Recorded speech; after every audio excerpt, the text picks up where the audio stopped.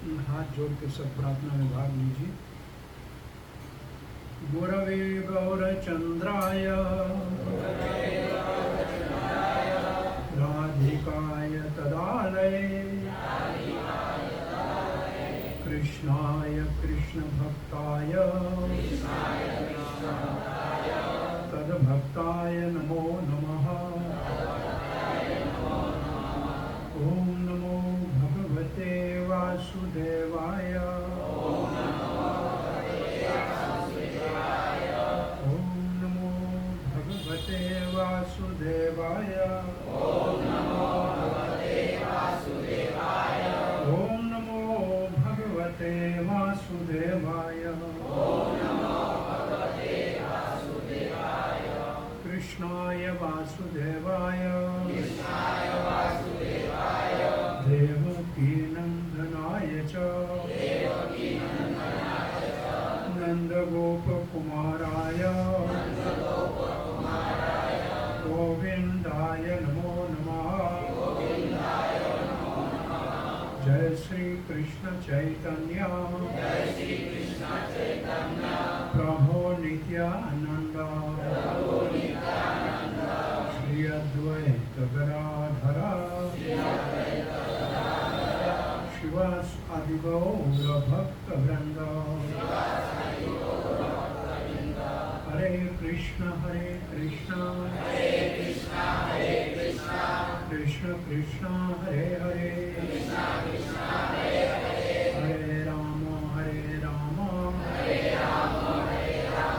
राम राम हरे हरे।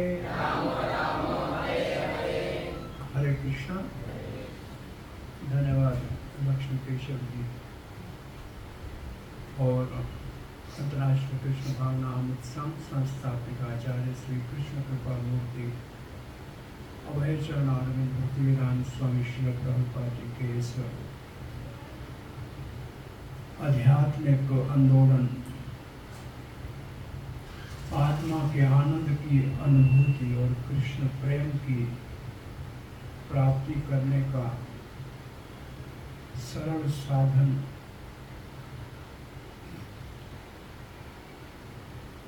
मंगलवार के दिन यहाँ सत्संग का जो आयोजन है इसमें आप सब भाग्यशाली भक्त पधारे हैं। आपका हार्दिक स्वागत करते हैं।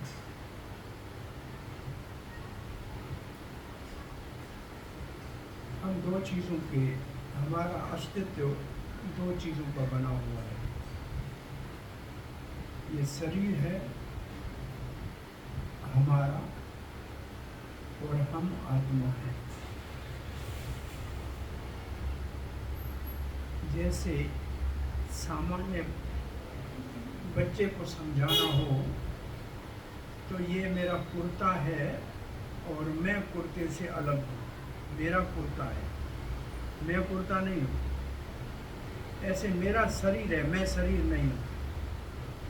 तो जैसे कुर्ता अलग है और कुर्ते का मालिक अलग है मालिक, ऐसे शरीर अलग है और शरीर का मालिक आत्मा अलग है। अब जब हम दो चीज के बने हुए हैं और हम सारा काम एक शरीर के लिए कर रहे हैं, सुबह उठते हैं, रात को सोते हैं, पूरा समय केवल शरीर को खिलाने के लिए, पिलाने के लिए, सजाने के लिए, चलाने के लिए काम करते हैं। कोई कहे कि मैं सिर्फ कुर्ते को ही धोता रहूंगा, इस्त्री करता रहूंगा, खाऊंगा नहीं, पीऊंगा नहीं, सोऊंगा नहीं, तो कोई जी सकता है क्या? केवल कपड़ों को संभाल के कोई आदमी जी तो नहीं सकता है ना। प्रभुपाद जी उदाहरण देते थे, एक बुढ़िया ने एक तोता खरीदा। तोते के लिए चांदी का पिंजरा बनाया, उसके ऊपर सोने का पानी चढ़ाया, उसके ऊपर इत्र, सेंट, सब सुगंध लगाए, पुष्प चढ़ाए। लेकिन जिस तोते के लिए पिंजरा लिया था उस तोते को खाने के लिए कुछ भी नहीं दे। तो क्या पिंजरे को सजाना, पिंजरा काहे के लिए था? तोते के लिए। तो जब तोता खाने के लिए उसको कुछ नहीं दोगा तो पिंजरे का क्या फायदा? कोई फायदा है क्या? ऐसे दुनिया में सब लोग शरीर का तो अच्छी तरह से पालन पोषण करने का प्रयास कर रहे हैं, परंतु आत्मा के विषय में बिल्कुल अज्ञानी है, अनजान है, कुछ नहीं जानते। और इसलिए कोई भी दुनिया में सुखी नहीं है, शांत नहीं है, संतुष्ट नहीं है, क्योंकि सुख शरीर के साथ जुड़ा हुआ नहीं है। वो तो आत्मा, आनंद आत्मा का लक्षण है, शरीर का नहीं। शरीर का जन्म हुआ है और शरीर का एक दिन शरीर छूट भी जाएगा, तो जो चीज आने जाने वाली है वो सुख देने वाली नहीं होती। आद्य अंतवंत तत्व कौनते न तेषु रमते बुद्धा। जो बुद्धिमान है, समझदार है, वो आने जाने वाली चीजों के अंदर अपने आप को खुश नहीं रखना चाहते। जो सदा रहने वाला है, जो स्थायी है, जो अमर है, उसी को जो जान सकता है वही सुखी रह सकता है। इसको वेद ने कहा है असतो मा सत गमय। असत का मतलब जो सदा रहने वाला नहीं है, ये शरीर असत है। और सत्य क्या है? वैसे सत्य भगवान है। तो हम भगवान के अंश हैं। जो जिसका अंश होता है वो उसी के पास जाता है, तभी सुखी होता है, संतुष्ट होता है। जैसे पत्थर कहीं भी फेंको धरती के ऊपर आएगा, क्योंकि धरती का अंश है। पानी कहीं भी गिराओ समुद्र में जाएगा, क्योंकि समुद्र का अंश है। आग कहीं भी जलाओ उसकी लौ ऊपर जाएगी, क्योंकि सूर्य का अंश है। ऐसे हम सब जीव आत्मा, भगवान श्री कृष्ण कहते हैं मेरे अंश हो, मम अंश जीव लोके जीव भूत सनातन। तो आत्मा केवल तभी संतुष्ट होगी, सुखी होगा जब वो भगवान के साथ अपना संबंध जोड़ेगा। हमारा भगवान के साथ नित्य संबंध है। हम एक आपसे अगर प्रश्न पूछें, बहुत सरल सा,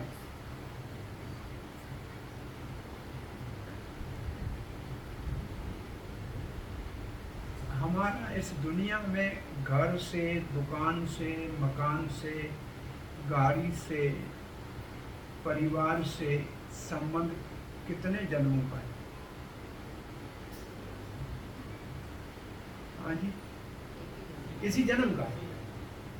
इसी जन्म में हमारे को कोई घर मिला है, कोई परिवार मिला है, कोई धंधा मिला है, कोई कारोबार, ये तो एक जन्म का है ना। और भगवान के साथ हमारा रिश्ता कब का है? अनादि है कि नहीं? तो जिसके साथ हमारा अनादि रिश्ता है उसको भुला दिया। जिसके साथ एक जन्म का रिश्ता है उसको हमने मुख्यता दे दी, उसको पहला दर्जा दे दिया। और जिसके साथ नित्य रिश्ता है, संबंध है, उसको भुला दिया।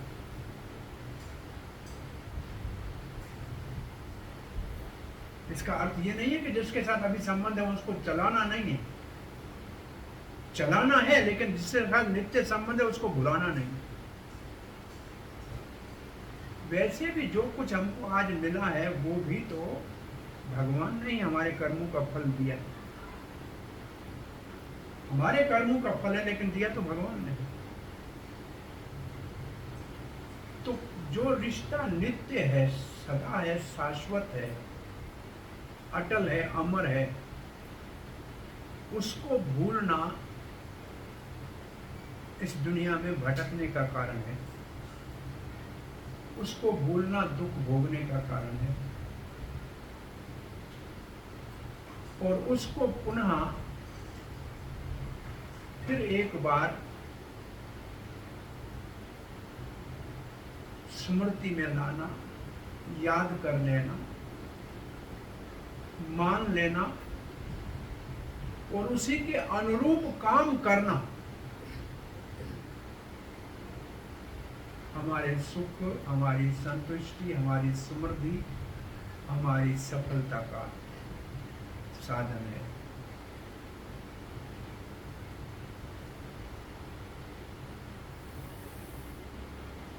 कहीं सातवें आसमान पे भगवान नहीं बैठे हैं, भगवान हम सबके हृदय में बैठे हैं, हमारे सबसे निकट और सबसे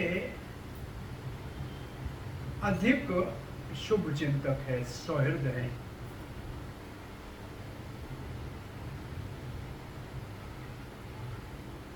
वैसे भी हमारा जो भी इस दुनिया के साथ संबंध है वो सदा हमारे साथ तो नहीं रह सकता। आपका घर सदा आपके साथ नहीं होता है, आपकी गाड़ी सदा आपके साथ नहीं, आपका पैसा सदा आपके साथ नहीं, आपका परिवार आपके साथ सदा नहीं, लेकिन भगवान तो आपके साथ सदा है कि नहीं? वो तो आपके दिल में बैठा हुआ है ना। तो जो सदा हमारे साथ है उसके साथ संबंध ज़्यादा अच्छा होना चाहिए ना, जो हर समय हर जगह हमारी सहायता कर सकता है और समर्थ है। और बाकी संबंध सारे समर्थ कोई नहीं। दवाई से कोई ठीक होता तो डॉक्टर नहीं मरता। इसका मतलब है कि जो वास्तव में समर्थ है वो तो भगवान जो हमारे हृदय में बैठे हैं, हमारे शुभ चिंतक है, हमारे सौहृद है। बस समस्या ये है, ये संसार जो सदा रहने वाला नहीं है उसके पीछे दुनिया भाग रही है। और जो भगवान श्री कृष्ण हमारे हृदय में बैठा है उसको भुला दिया। होना चाहिए भगवान को याद करो, संसार के साथ व्यवहार करो।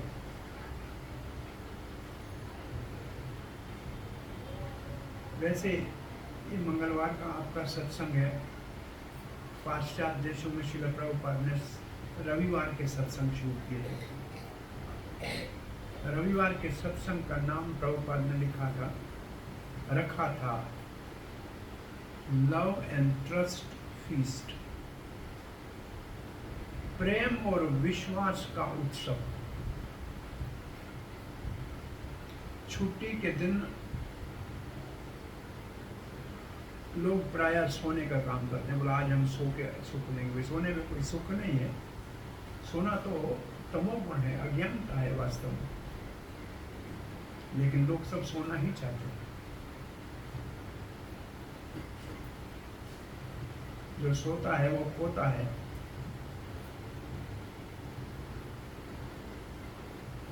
प्रेम और विश्वास का ये उत्सव है प्रभुपाद जी के शब्दों में। विश्वास किसके ऊपर? विश्वास भगवान के वाणी के ऊपर,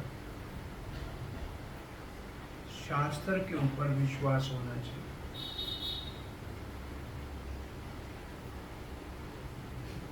दुनिया में ये जो पत्रिका है, न्यूज़पेपर है, इसके ऊपर खबर आती है, सबको विश्वास है ये सच्ची है।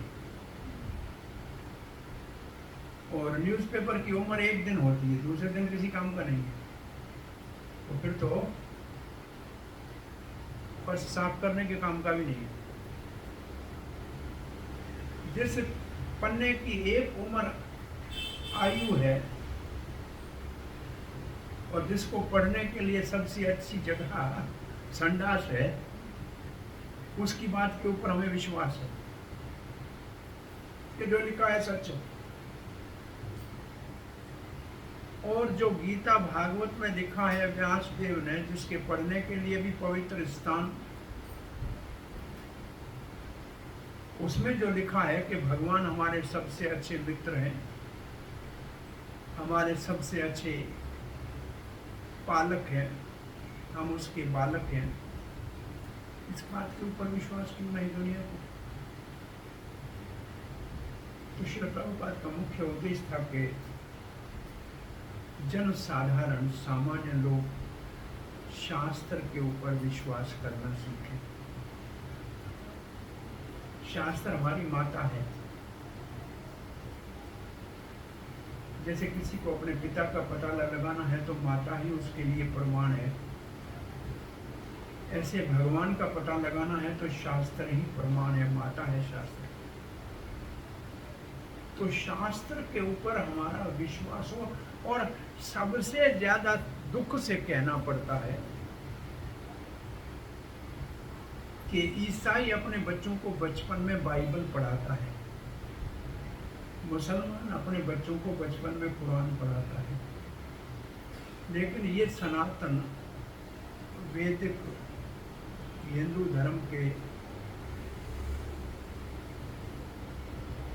दुर्भाग्य से अपने बच्चों को बचपन में भगवत गीता नहीं पढ़ाते। दुख से कहना पड़ा, उनमें से एक भी बच्चे ने बचपन में भगवत गीता नहीं पढ़ी। और देखो जाके आप, वो सब वो मदरसे में कुरान पढ़ रहे हैं, बाइबल पढ़ रहे हैं। हमने शास्त्रों को पढ़ना छोड़ दिया।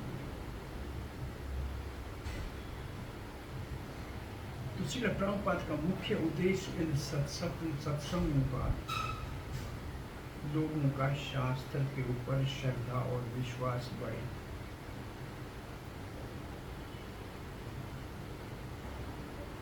शास्त्र हमारे लिए मार्गदर्शक है, सही रास्ता दिखाने वाला है। क्या करना चाहिए, क्या नहीं करना चाहिए, क्या सही है, क्या गलत है, क्या पाप है, क्या पुण्य है, ये तो शास्त्र ही बता सकता है। शास्त्र का अध्ययन, शास्त्र का पढ़ना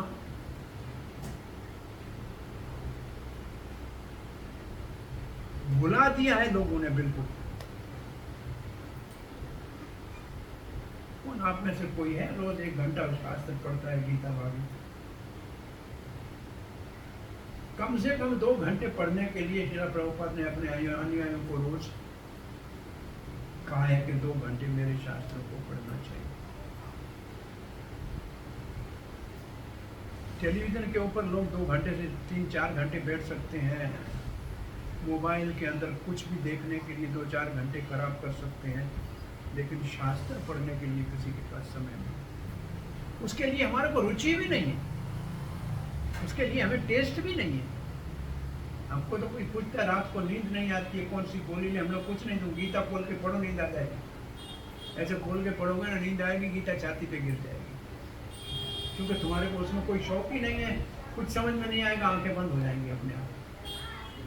तो आसान सोने का तरीका है।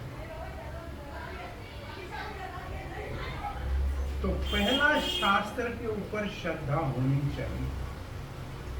और इस्कॉन का मुख्य सबसे बड़ा कार्य है शास्त्र को सब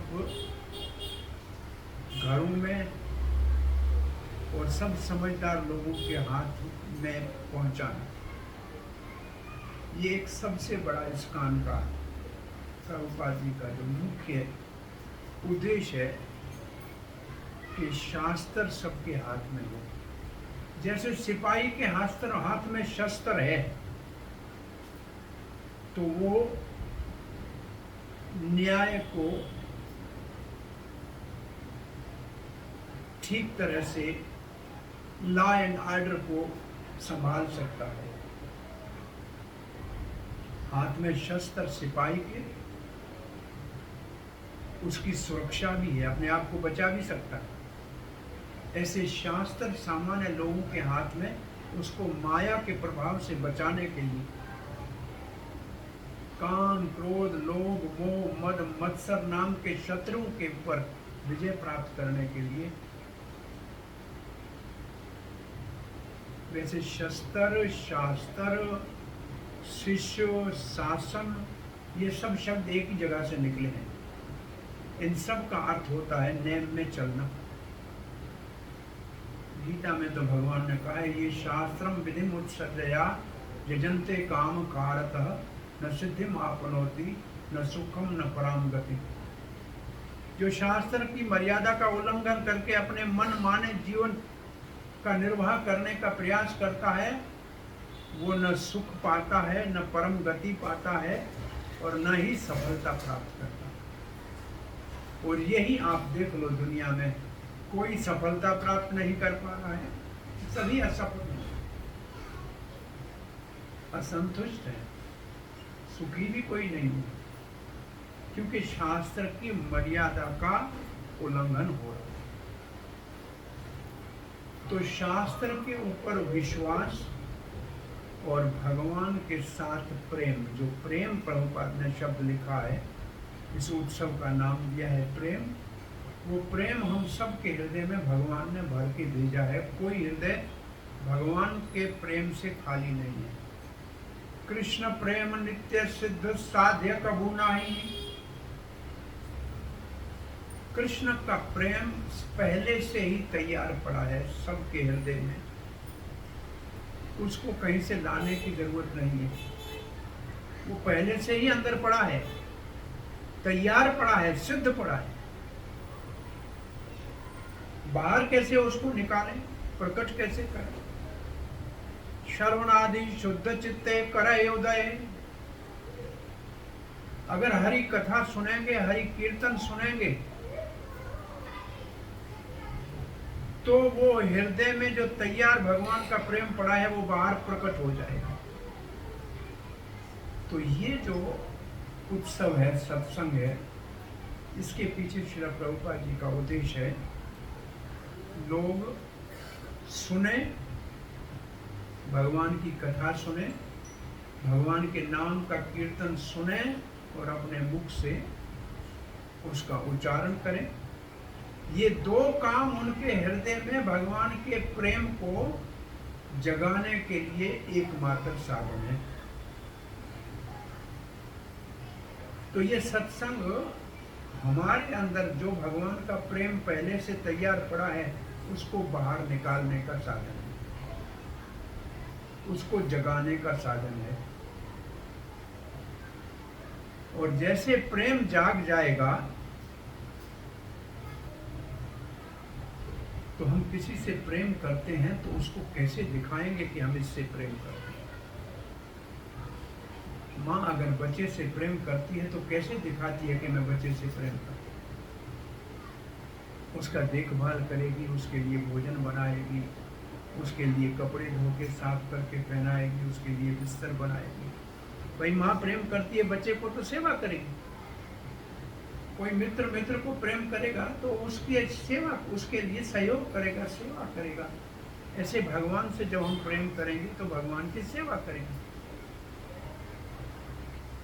तो हमारा प्रेम जाग जाएगा तो हम भगवान की सेवा में लग जाएंगे। और जब कोई प्रेम से भगवान की सेवा करता है तो उसको कहते हैं भक्ति। भक्ति की परिभाषा है, भक्ति की माना है प्रेम से भगवान की सेवा करना। शास्त्र के ऊपर विश्वास और प्रेम से भगवान की सेवा करना, ये अगर हमारे जीवन में आ जाएं, हम इनको अपने जीवन में स्वीकार कर लें, मान लें, कबूल कर लें,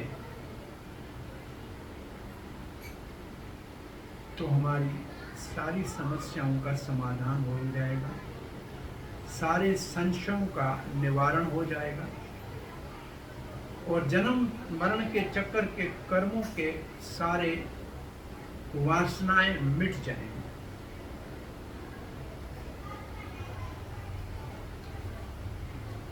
इसलिए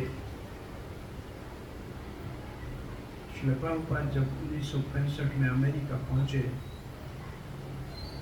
तो कहा कि दुनिया वाले कहते हैं कि अमेरिका सुखी देश है, परंतु मैं तो एक नज़र में देख के जान गया कि ये तो आलसी और लोभी, रजो और तमोगुण में ग्रस्त लोग हैं। सत्तो गुण में ही तो सुख होता है और ये सुख से बहुत दूर है। मुझे क्यों श्री कृष्ण यहाँ लाए हैं? तब श्रील प्रभुपाद ने भागवत के कुछ श्लोकों को उद्धृत किया और अमेरिका में भागवत धर्म नाम का एक भजन लिखा, जिसमें लिखा है रोज निरंतर अगर भगवान के शास्त्र को सुना जाए, भगवान के नाम को सुना जाए भक्तों के संग में, तो हमारा हृदय पवित्र हो जाएगा, अंतःकरण शुद्ध हो जाएगा, रजो और तमोगुण का प्रभाव समाप्त हो जाए, लोभ काम लालच आलस ये सब समाप्त हो जाएंगे, खत्म हो जाएंगे। सत्व गुण में आगे बढ़ने से संशय समाप्त हो जाएंगे, ज्ञान के आने से।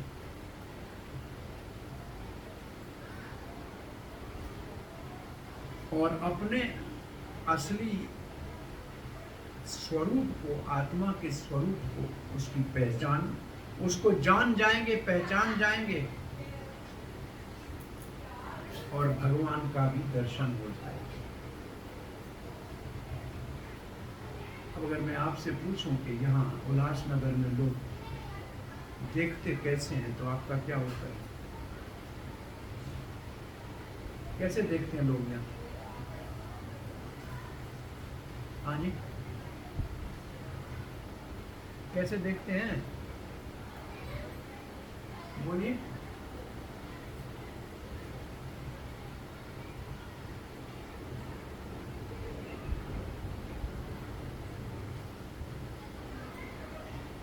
देखते कैसे हैं बच्चे लोग, बोलो।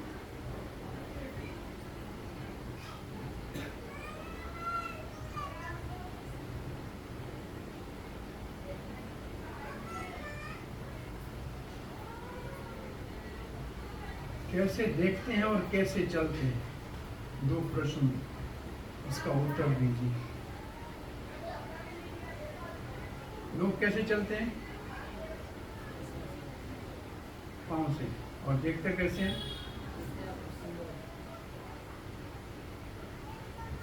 अगर रोशनी नहीं हो तो आंख देख सकती है क्या? और आंखें नहीं हो तो क्या पांव चल सकते हैं क्या?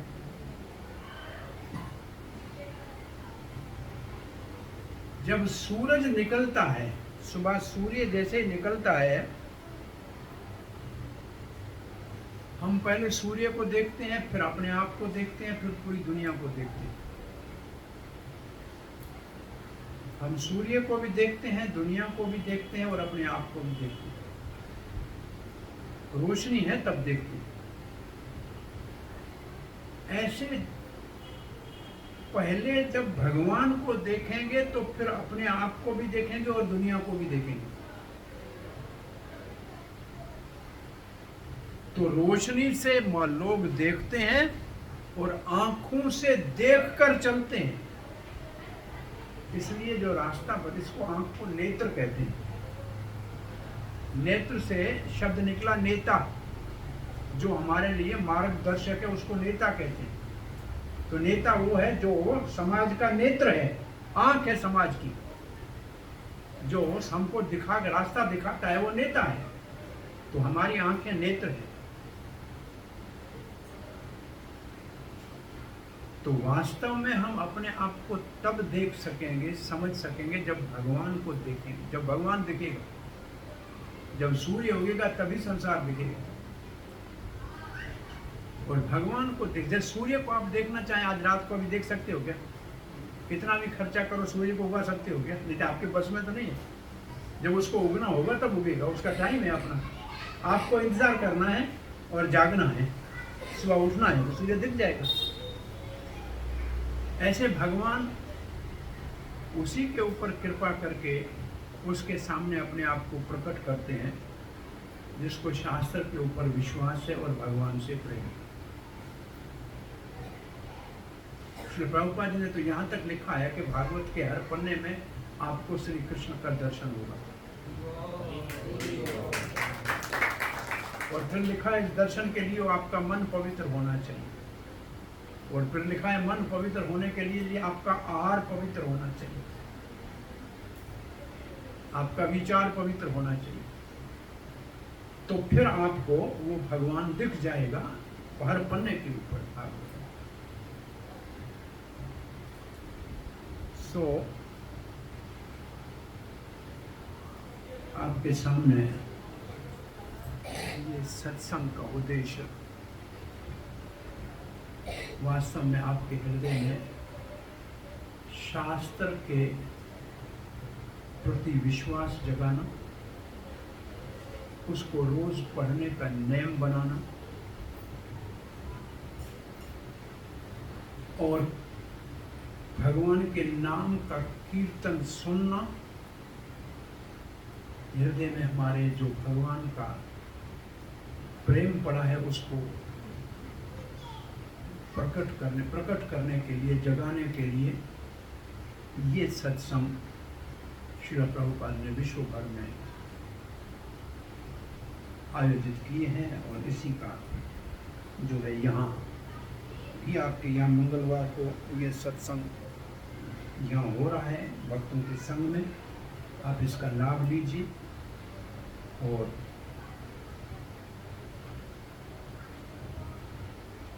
अपने जीवन में जहाँ से हमने सत्संग शुरू किया था, मात्र शरीर के ही विचारों में अपने आप को उलझा के मत रखिए। आत्मा की उन्नति के लिए,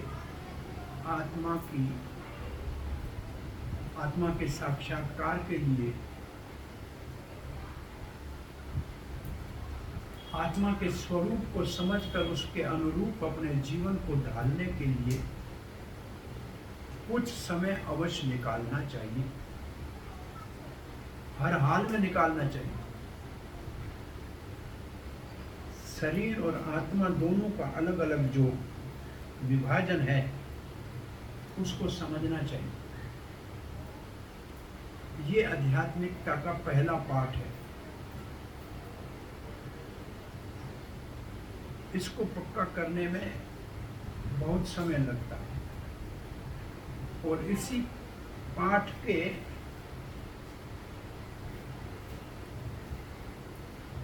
अनुसार जीने के लिए प्रभुपाद ने बहुत सरल साधन दे दिया है। अगर आप 2 घंटे रोज का बैठ के भगवान के नाम का उच्चारण करने का अभ्यास करोगे तो कानों में वो नाम जाएगा, श्रवण भी हो जाएगा और अपने मुख से नाम का उच्चारण होगा तो कीर्तन भी हो जाएगा। और ये 2 घंटे का कार्य आपके आत्मा के साक्षात्कार का मूल साधन है। ये अगर नियम से करना शुरू कर दिए तो श्रील प्रभुपाद देखते हैं कि जो भगवान के नाम को श्रद्धा से, सावधानी से और गंभीरता से जपता है, उसको गीता, भागवत, चैतन्य चरितमृत आदि शास्त्रों को पढ़ने में रस आने लगता है, रुचि उत्पन्न हो जाती है। तो अगर शास्त्र हम नहीं पढ़ पा रहे हैं तो उसका एक कारण है कि हम भगवान के नाम का जप श्रद्धापूर्वक नहीं कर पा रहे। इसलिए आत्मा के लिए कुछ समय, सबके लिए 24 घंटे भगवान ने दिए हैं, किसी के लिए 25 घंटे नहीं। इसमें से 8 घंटे आपके लिए हैं, सो, खाओ, पियो, नहाओ, धो, ये 8 घंटे बहुत है सबके लिए। 8 घंटे आपके लिए है, घर का काम करो या दुकान चलाओ या धंधा करो, कमाओ, कुछ भी करो, 8 घंटे और भी आपके लिए है, काम करो। शेष बचे हुए 8 घंटे आपके अपने लिए है। ये तो 16 घंटे तो शरीर के लिए दिए, शरीर को आराम चाहिए, शरीर को भोजन चाहिए, और 8 घंटे शरीर के भोजन आराम के लिए कमाना है, उसके लिए दे दिए। तो 1/3 हिस्सा आप अपने आप ले लीजिए, आत्मा के लिए रखो। भाई ये हिस्सा तो आत्मा के लिए इतना भाग तो होना चाहिए ना रोज का। 2 घंटे शास्त्र का पढ़ना, 2 घंटे भगवान के नाम का जप करना, फिर भी 4 घंटे आपके पास और पड़े हैं। कोई कहता है हमारे पास समय नहीं है, वो सत्य नहीं कह रहा है भाई। 8 घंटे के ज्यादा घर का काम तो नहीं होता है ना बोलो देवियों। 8 घंटे घर के काम में 8 घंटे लगेंगे, और कितना लगेगा? सोएंगे खाएंगे पिएंगे, वो भी तो 8 घंटे से ज्यादा तो नहीं होता है। तो स्कूल भी तो 8 घंटे से ज्यादा नहीं चलती है, नौकरी भी 8 घंटे से ज्यादा नहीं होती है। आजकल परेशानी है, दूर जाना है आना है, 2-3 घंटे और छोड़ो आपको, फिर भी 3-4 घंटे तो आपके पास बचेंगे ही बचेंगे। उसको आत्मा के लिए, उसको पहले तो हमने पता ही नहीं हमारे को कि आत्मा का उद्धार हमको करना है, ये हमारे को करना है, कोई और नहीं करेगा हमारी जगह पे। बीमार हम हैं तो दवाई हमको लेनी पड़ेगी। नहीं अभी हम कहीं करेंगे भाई, कोई ऐसा कहता है दुनिया में कि मैं ठीक हो जाऊंगा फिर दवा खाऊंगा। अरे बीमार है तब दवा खाएगा क्या? ठीक होने के बाद कोई दवा खाता है क्या? तो आप तो ऐसे कह रहे हैं कि जब हम ठीक हो जाएंगे तो फिर भगवान का नाम लेंगे। तो बीमार हो तभी तो दवाई खानी पड़ेगी, बाद में थोड़ी खाएंगे।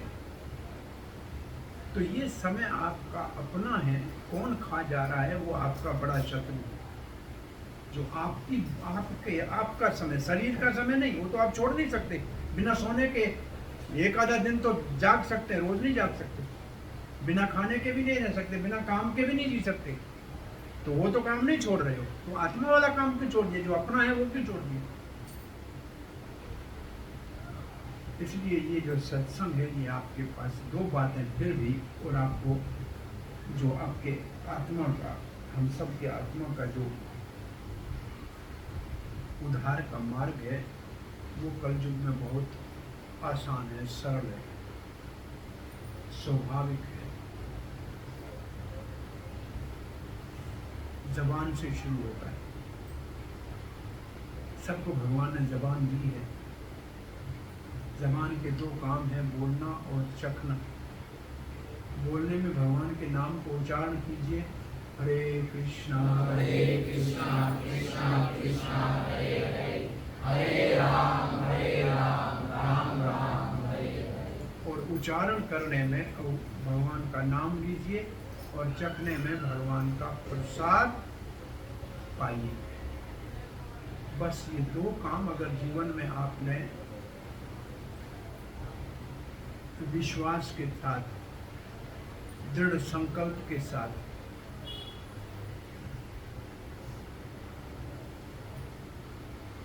शुरू कर दिए, मुख से भगवान के नाम का उच्चारण और भगवान के प्रसाद का आदर पूर्वक ग्रहण करना, तो आपकी भक्ति अभी आज शुरू हो जाएगी। इसके लिए कोई बड़ा विद्वान, संस्कृत का पंडित होना आवश्यक नहीं है। बच्चा भी कर सकता है, माता भी कर सकती है, वृद्ध भी कर सकता है, काला गोरा भी कर सकता है, कोई भी कर सकता है, सब कर सकते हैं।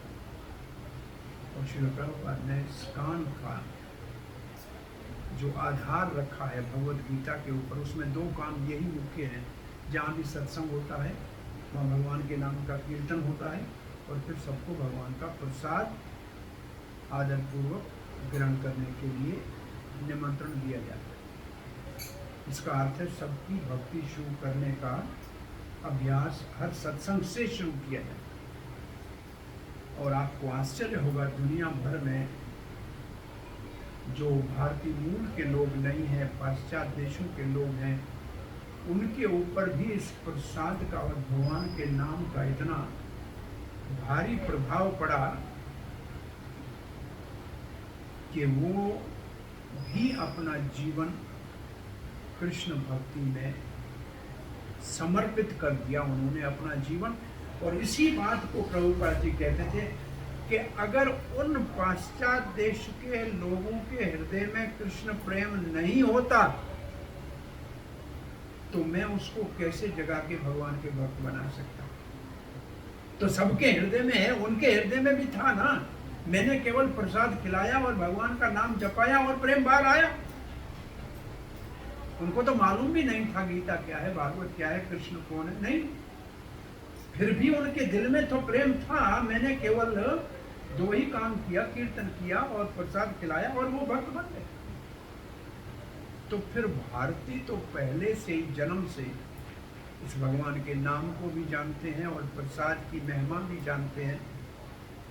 हर जगह भगवान के लाखों मंदिर हैं।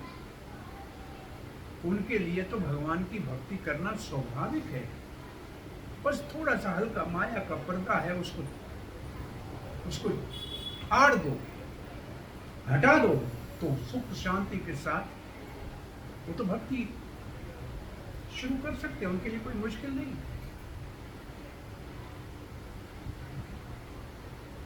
इसलिए यहाँ उल्लास नगर में हर्ष उल्लास के साथ आप अगर संकल्प करो, इच्छा करो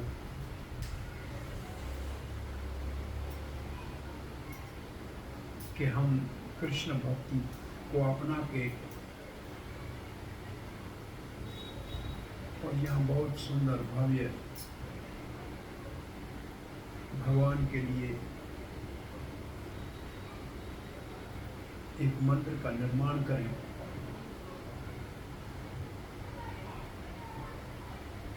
और जैसे स्कूल बच्चों के लिए आवश्यक है पढ़ने के लिए, ऐसे हम सबक की शिक्षा के लिए ये हमारे मंदिर विश्वविद्यालय है। ये स्थान, जो ये हाल जो भी भाग्यशाली इस सत्संग के लिए देते हैं, उनका भी संस्था की ओर से आभार प्रकट करते हैं। ये स्थान भगवान की कथा कीर्तन के लिए होना चाहिए और आपने इसी काम के लिए उपयोग में लाने के लिए दिया है। आपका भी धन्यवाद। हरे कृष्ण। आपका कोई प्रश्न जिज्ञासा है?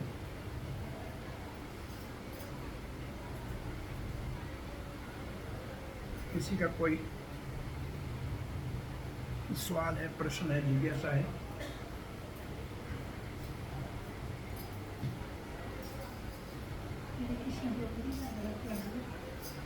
तो मेरा प्रश्न आपके बारे में जानने के लिए, भगवान के बारे में हमारा छुट्टी। आप प्रभुपाद जी का रिसर्चर है, इतना शुद्ध भक्त है, उनके साथ आपको 2000 बातें प्लीज। प्रभुपाद जी को तो हमने देखा नहीं, हम तो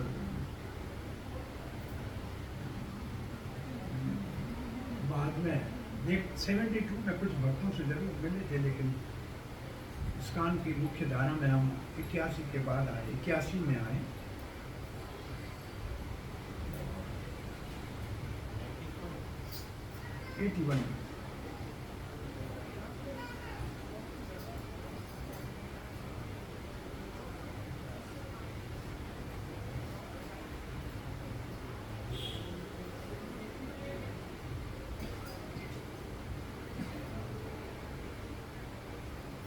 असल में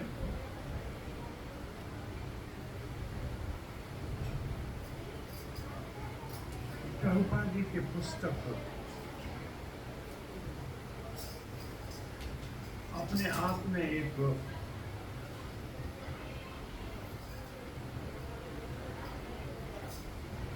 आत्मा को अपनी ओर आकर्षण करके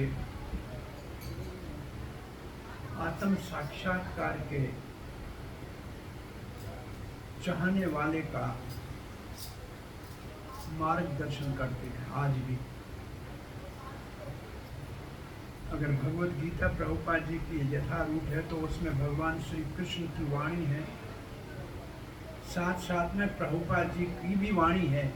तो भगवान और भगवान के शुद्ध भक्त का, जिसके ऊपर भगवान और भगवान के भक्त की जिसके ऊपर कृपा होती है, उसके लिए सब कुछ संभव है, कुछ भी असंभव नहीं। तो श्री प्रभुपाद जी को 71 में भारत में प्रचार करते हुए लोगों ने कहा था कि आप कहते हो कि आपकी अंतर्राष्ट्रीय संस्था है, तो क्या आपका प्रचार पाकिस्तान में हो रहा है? ये कतर की बात है। चैलेंज किया प्रभुपाद को। आप कहते हैं आपकी अंतर्राष्ट्रीय है, क्या प्रचार आपका पाकिस्तान में हो रहा है? तब पाकिस्तान दो भाग में बटा हुआ था, ईस्ट और वेस्ट पाकिस्तान, पूर्व और पश्चिम पाकिस्तान। प्रभुपाद ने सोचा मैं तो नहीं जा सकता, लेकिन मेरे अमेरिका के 2 शिष्यों को भेजूंगा।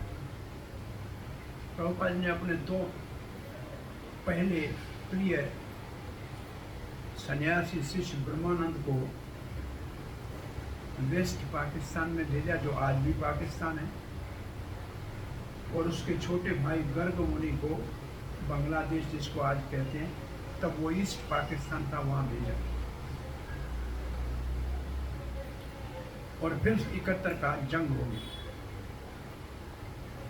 ये दोनों वहाँ से वापस आए, लेकिन वहाँ प्रभुपाद के पुस्तक की प्रति और छोटा सा बीज डाल के आ गए। समय के साथ अब दोनों जगहों पे बहुत सारे केंद्र भी हैं और प्रचार भी हो रहा है। तो उसी 71 और 72 के समय में हमारे को ये जानकारी अवश्य हुई, लेकिन फिर 10 साल तक संपर्क भक्तों से नहीं हुआ। जब हुआ तब फिर उस कार्य को शुरू किया, और अब उसको 42-43 साल हो रहे हैं। और ये कार्य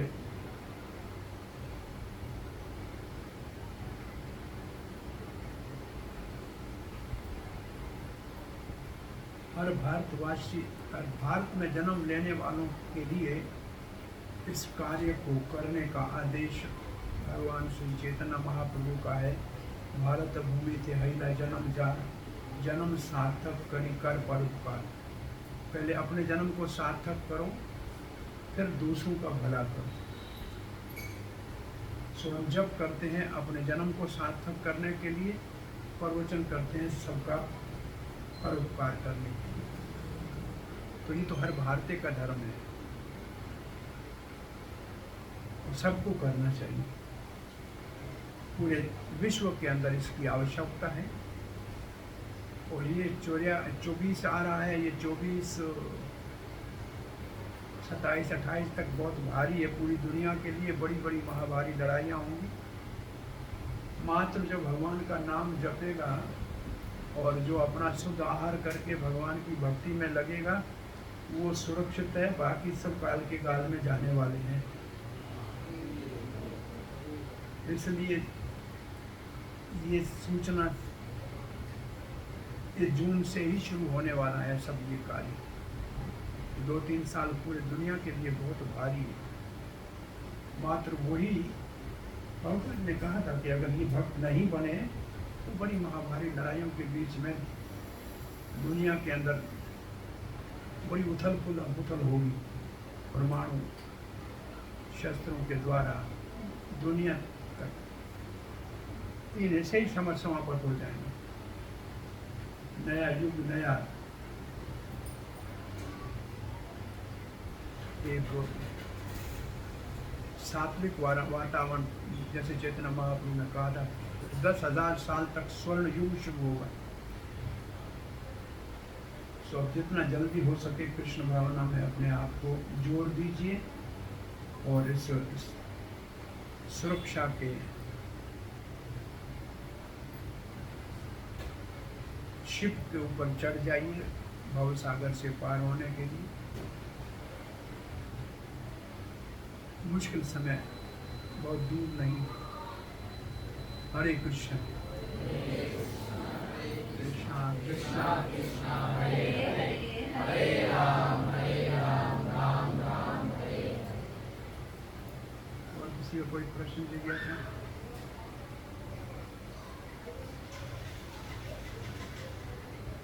हरे कृष्णा। मेरा एक प्रश्न है। आपका मुखारविंद से इतना सुंदर अच्छा श्रवण किया, मतलब ऐसा लग रहा है जो बताया कि आगे सब करूं। लेकिन फिर भी यहाँ से बाहर जाएंगे तो सब फिर भूल जाते हैं और वो इच्छा जागृत नहीं होते हैं। जैसा भी इधर सुना बहुत अच्छा लगे, काल से ही ऐसा ही करूँ, लेकिन फिर यहाँ पर जाने के बाद सब भूल जाते हैं। इसके लिए क्या कर सकते हैं? क्योंकि सत्संग हम सुनते हैं सप्ताह में एक बार या महीने में एक बार,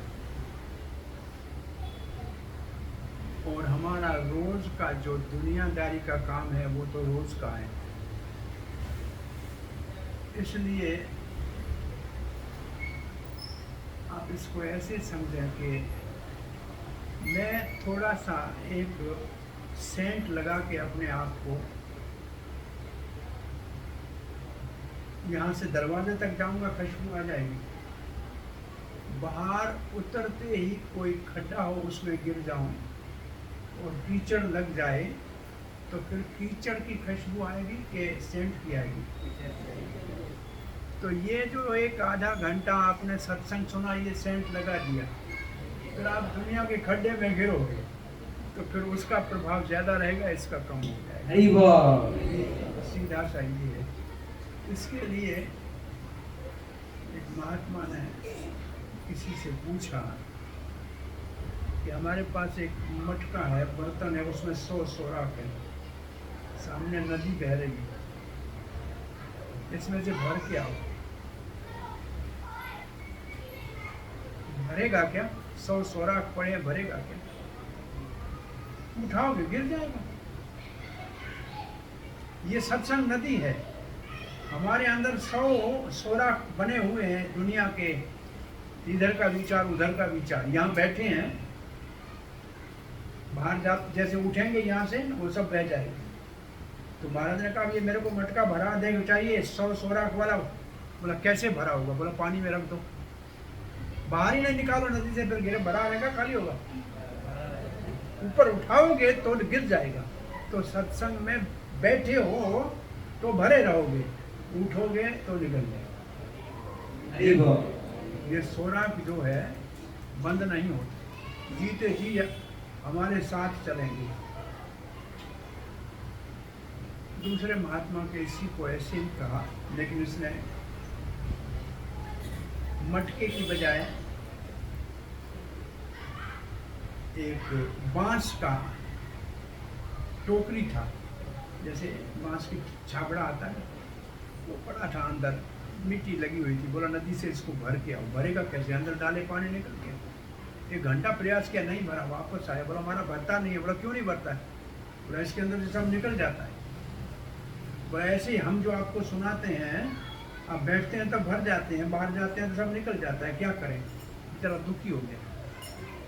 बोला नहीं दुखी मत हो, देखो जब तुम ले गए थे ये टोकरी यहाँ से, तो इसके ऊपर कितनी मिट्टी लगी हुई थी, बहुत कड़क थी। तुमने 1 घंटा पानी में डुबाई है, मिट्टी तो सारी साफ हो गई ना, और थोड़ी नरम भी हो गई पानी में जाने से। जो पहले सोराख इतना बड़ा था वो थोड़ा कम हो गया, क्योंकि बांस मोटा हो गया। तो भर के नहीं आई तो कम से कम धुल के तो आई ना, भरी नहीं तो धुली तो सही ना। तो कम से कम यहाँ आने से धुलाई तो हो जाती है, भरने में समय लगता है, कुछ कोमलता आने लगती है। तो बार बार आने से आस्ते आस्ते मन लग जाएगा तो भर ही जाएगा। अभ्यास करने से ये संभव है।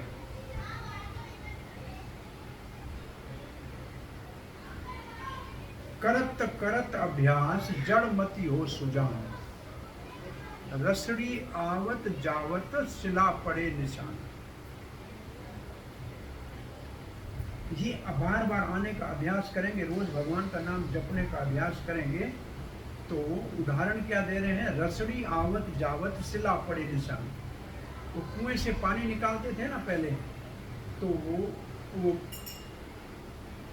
जिस चरखी के ऊपर पानी निकालते थे और फिर पत्थर रखे होते थे, पत्थर के ऊपर से रस्सी आती थी जाती थी, वो लकड़ी के उसमें या लोहे के उसके ऊपर।